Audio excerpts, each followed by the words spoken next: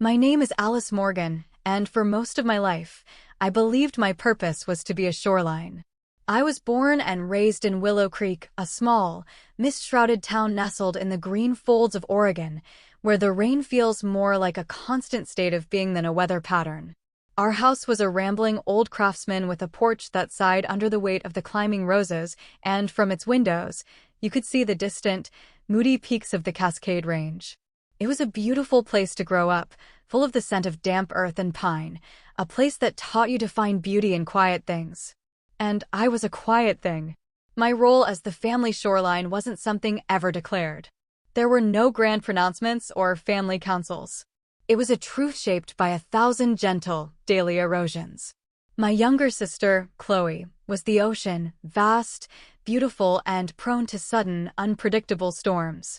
Her feelings were the tide that governed the emotional climate of our home, and my parents, Margaret and Thomas, were the dedicated lighthouse keepers, their attention always fixed on her waves, ensuring they never crashed too hard. I was simply the steadfast land she broke against, expected to absorb the force of her moods, to be worn down, and to ask for nothing in return. I remember when I was 10, our grandmother gave me a delicate, hand-painted music box from a trip to Germany. It was my most prized possession, a tiny wooden world of Edelweiss and spinning dancers that played a fragile, tinkling rendition of a Brahms lullaby. One afternoon, Chloe, in a fit of pique over some forgotten childhood slight, swept it from my dresser. The sound of it shattering on the hardwood floor was a small, sharp crack that echoed the breaking of something inside me. When I ran to my mother, Margaret, tears blurring the splintered wood and twisted metal, she didn't scold Chloe. She just drew me into a hug that felt more like a restraint, her hand stroking my hair as she sighed that familiar, weary sigh. "Oh, Alice, honey," she murmured, her voice soft as the Willow Creek fog. She didn't mean it. "She's just sensitive. You're the older one. You understand." And I did. Or rather, I learned to. I learned that Chloe's sensitivity was a precious, fragile thing to be protected, while my own feelings were durable, resilient, and therefore secondary. If Chloe wanted the last slice of apple pie, it was given to her because she had a sweet tooth. If I wanted it, I was reminded to be generous. If Chloe failed a test, she was coddled and reassured. If I struggled, I was expected to study harder. The unspoken rule was clear: Chloe's needs were urgent, mine were optional. I didn't resent it, not then. I internalized the narrative. I was the strong one, the responsible one. It became a part of my identity, a cloak of maturity I wore with a strange, quiet pride. I learned to navigate my sister's emotional squalls with the practiced skill of a seasoned sailor. I learned to offer a placating smile when I wanted to argue, to cede a point before it became a battle, to find satisfaction not in winning, but in maintaining the peace. I became an expert at making myself smaller, my needs invisible, believing this was the very definition of strength. I thought that by absorbing every shock, by being the uncomplaining bedrock of the family, I was earning a deeper, more profound kind of love. A love built on respect for my fortitude. It was a quiet, lonely sort of strength, and it taught me, above all else, to be self-reliant. By the time I was 16, the unspoken rules had solidified into family law. While my friends were thinking about parties and driver's licenses, I was thinking about building a future no one was going to hand to me. I got my first job at the Daily Grind, the cozy, perpetually steamy coffee shop on Willow Creek's main street. I loved the smell of roasting beans and the quiet hum of the morning rush. I learned the names of the regulars, the exact ratio of foam to milk in Mrs. Peterson's cappuccino, the way Mr. Grant took his Americano with a ghost of a smile. I saved every dollar, the crisp bills a tangible representation of my own effort.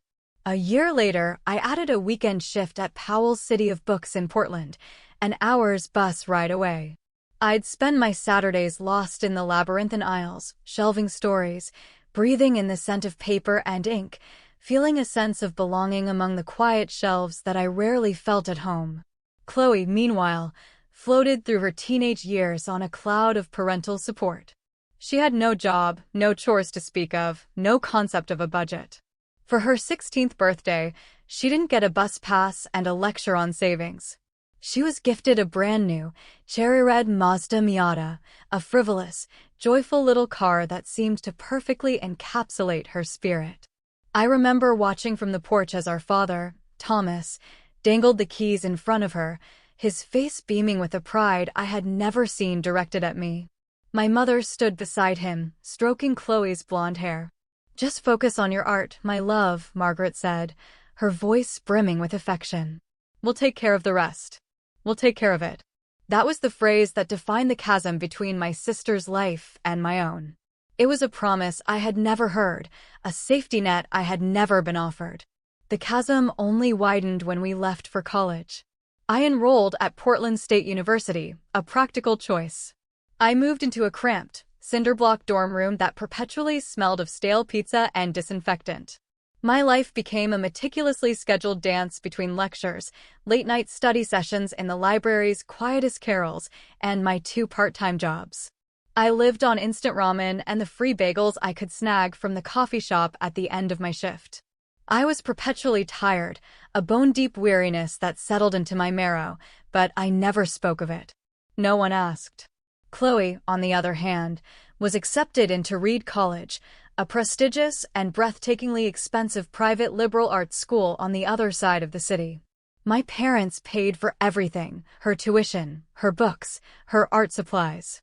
They even co-signed the lease on a sun-drenched apartment in the fashionable Hawthorne district, a lovely space with big windows, hardwood floors, and a small balcony perfect for morning coffee.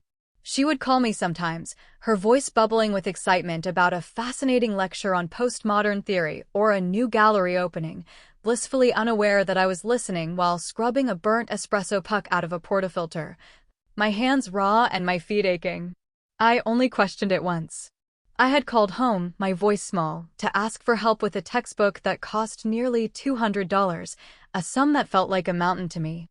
Margaret's voice was strained over the phone. "Oh, Alice, things are a bit tight this month. Chloe's kiln needed a new heating element.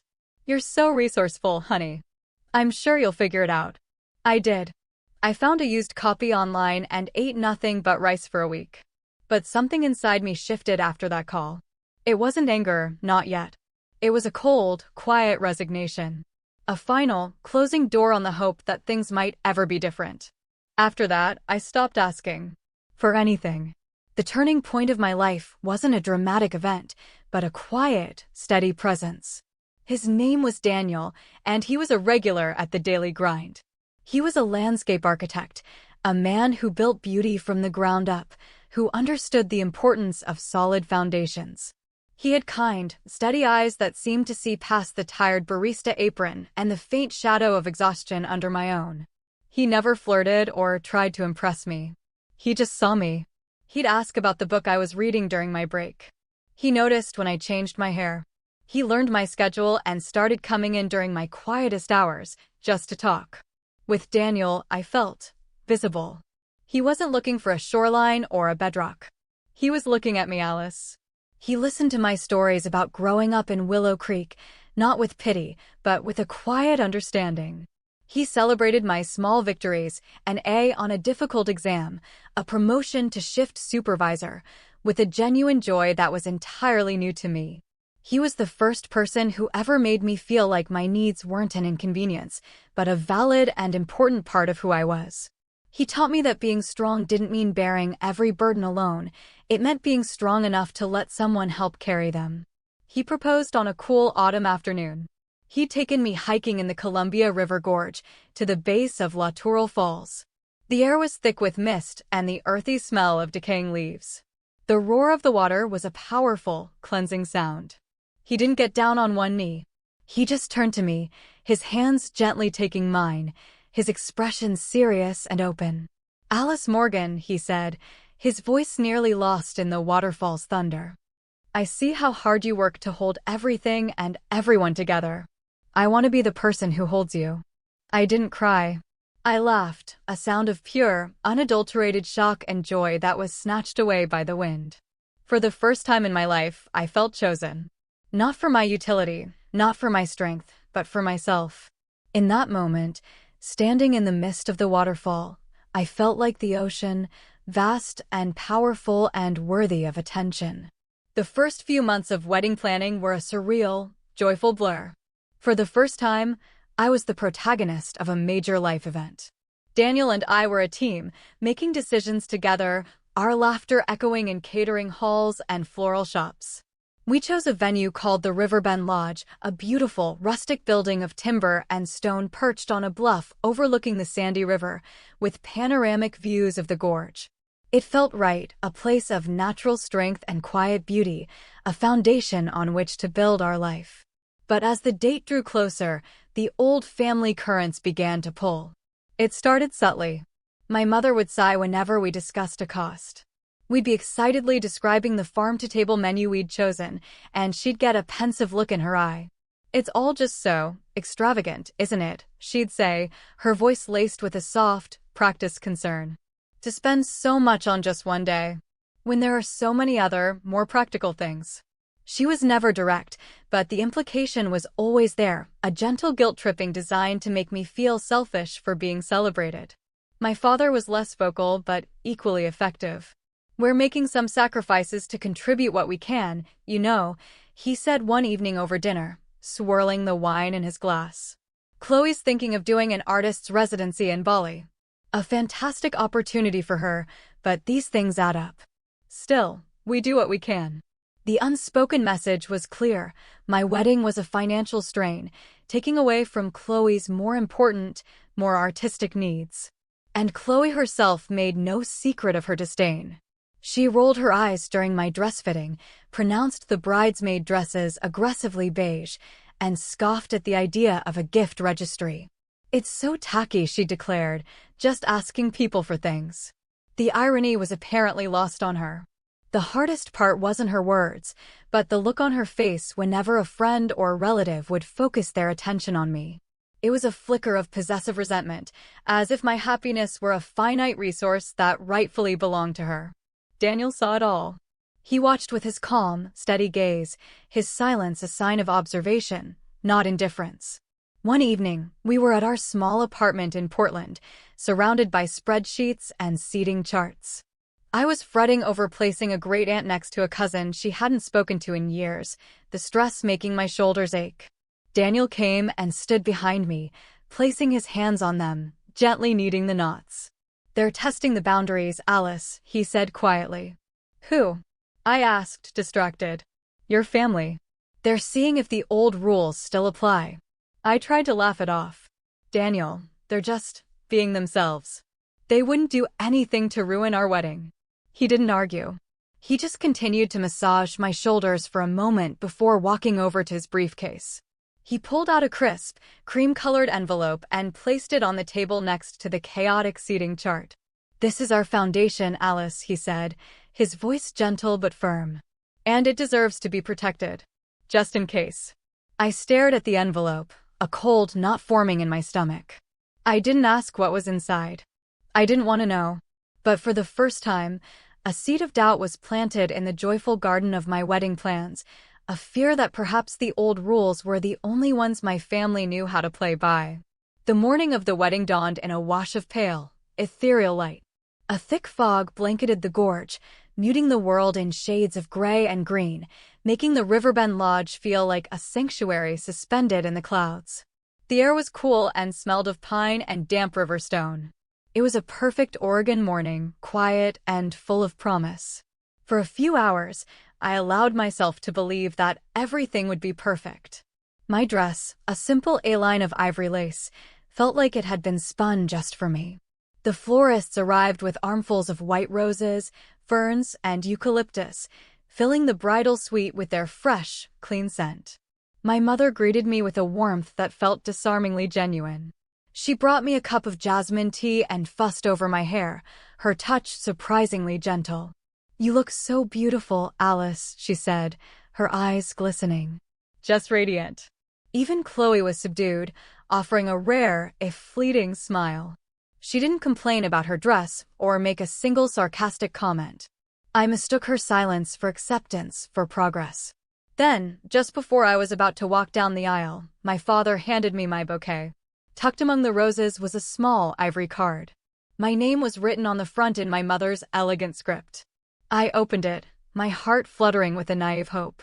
The note inside read, "Our dearest Alice, today and always, you are in our hearts. Love, Mom." It was vague, but in that moment, I chose to believe it was a peace offering, a recognition of my place in the family, not as the shoreline, but as a beloved daughter. The ceremony was a dream. Standing opposite Daniel, with the misty gorge as our backdrop, I spoke my vows in a voice thick with emotion. The reception that followed was filled with laughter, champagne, and the warm glow of candlelight. My father spun me around the dance floor, and my mother clapped enthusiastically during the toasts. For a few precious hours, I felt completely and utterly seen. I let myself fall into the beautiful illusion that I had been wrong to worry, that my family had finally learned to celebrate me without reservation. The illusion shattered just after our first dance. The band had taken a break, and the room settled into a comfortable hum of conversation. I was standing near the towering stone fireplace, my cheeks flushed, my hand still tingling from Daniel's. That's when my mother approached, her smile a little too bright, a little too fixed. It was the smile she used when she was about to ask for a sacrifice she knew I wouldn't want to make. "Darling, could I have a word with you for a moment?" she asked, her hand light on my arm. I followed her to a quiet alcove near the bar, away from the warmth of the crowd. The air here was cooler. She took both of my hands in hers, her grip surprisingly firm. "It's such a perfect evening," she began, her voice a conspiratorial whisper. "You look so happy." I waited, a familiar sense of dread beginning to unspool in my chest. She leaned closer, her smile never wavering. "Sweetheart, your father and I have been talking. And we've decided that the gift money from the wedding, well, we think it would be best if we held on to it for Chloe." The world seemed to tilt on its axis. The cheerful hum of the reception faded to a dull roar in my ears. I must have misheard. "I'm sorry." I managed, my voice a croak. Margaret sighed, a picture of maternal martyrdom. "Alice, be reasonable. You have Daniel now. You have a good job, a partner. You're set. Chloe, she's struggling. That residency in Bali is a once-in-a-lifetime opportunity for her art. This money, it's about $20,000, a fortune. It could finally help her get on her feet. It's only fair." Fair. The word hung in the air between us, a breathtaking distortion of reality. My fingers, still enclosed in hers, had gone ice cold. I felt a desperate urge to pull away, but I was frozen. "That money," I said, my voice low and dangerously flat, "is not yours to give away." Her smile finally tightened, the first crack in her serene facade. "We're your parents, Alice," she said, as if that explained everything. "In this family, we take care of each other." And there it was. The foundational belief of our family laid bare. I was not a person to be cared for. I was a resource to be used. My wedding, my celebration, my future, they were all just assets to be liquidated for my sister's benefit. Even on this day, the one day that was supposed to be mine, I was still expected to be the shoreline, to let my own dreams be washed away by the tide of Chloe's needs. I didn't hear Daniel approach, but I felt his presence, a sudden warmth at my back. His voice, when he spoke, was quiet but carried the weight of stone. "Margaret, I think we have a misunderstanding here." I turned to see him standing there, calm and solid. He wasn't angry. He was just ready. My mother's smile faltered. "Daniel, this is a family matter." "It is," he agreed smoothly. "And Alice and I are a family now." He reached into his jacket pocket and retrieved the cream-colored envelope, holding it out to her. "Perhaps you should read this." My father had materialized at my mother's side, his arms crossed, his expression thunderous. "What is this nonsense?" Margaret took the envelope, her movements still graceful, but her hands were not quite steady. She slid it open with a perfectly manicured nail and pulled out the single sheet of paper. I watched as her eyes scanned the page. Her face, which had been a mask of gentle concern, slowly turned to stone. The color drained from her cheeks. Thomas leaned over her shoulder, his brow furrowed in confusion, then darkening with rage. "What the hell is this?" he growled. It's a deed of gift and trust agreement, Daniel said, his voice as calm and steady as the river outside. Notarized and signed by Alice and me 3 weeks ago. It legally stipulates that all wedding gifts, monetary or otherwise, are the sole property of our marital trust. Any attempt to redirect or withhold those funds without our explicit, written consent constitutes theft. He paused, letting the words sink in. And we will prosecute. The silence that followed was absolute. My mother stared at me, her eyes stripped of all their practiced warmth. For the first time, I saw something other than gentle condescension in her gaze. I saw raw, unadulterated disbelief. You wouldn't, she whispered, her voice cracking. You wouldn't take your own family to court. A small, sad smile touched Daniel's lips. Oh, I would, he said. And looking at his unwavering expression, the protective set of his shoulders as he stood beside me, I knew he meant it. He had built a wall around us, a foundation they could not erode. The stalemate was broken by Chloe. She pushed her way through her parents, her face flushed and her eyes wide with a furious sense of betrayal. This is insane, she shrieked, her voice high and piercing. You have everything, Alice. A husband, a house, a future. I have nothing. I'm the one who needs help. You're just being selfish. I looked at my sister, at her tear-streaked face and clenched fists, and I felt a profound and weary sadness. She truly believed it.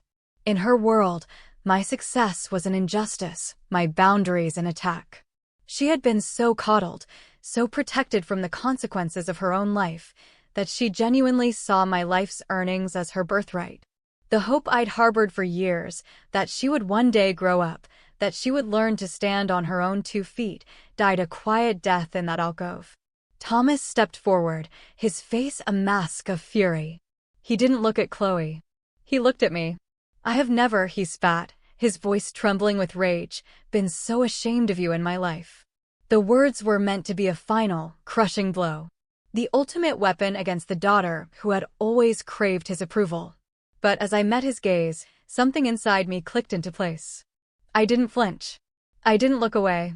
I stood there, taller than I had ever felt, and let his shame wash over me without leaving a mark. It wasn't mine to carry. In the quiet space between us, my silence screamed the truth I would never say aloud. You don't get to be ashamed of the daughter you never learned to see. We turned to leave. Daniel's hand found mine, his grip warm and certain. The music from the reception hall swelled, a cheerful melody that felt like it belonged to a different world.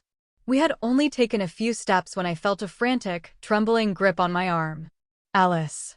My mother's voice was thin, fragile, all artifice gone. I turned. The composed, elegant woman I had known my whole life had vanished. In her place was a stranger with wide, terrified eyes. You don't mean this, she whispered. We're your family. I looked at her, at the unraveling of the person who had defined my world for so long. And for the first time, I felt not anger, but a deep, aching pity. I let the silence hang between us, let her feel the weight of her own words. When I finally spoke, my voice was not cruel, just quiet and clear, like a bell ringing in the fog. Mom, I said softly. A family is supposed to be a safe harbor for all its ships, not just the stormiest one. I gently detached her fingers from my arm. For my whole life, you asked me to be the strong one. Today I am.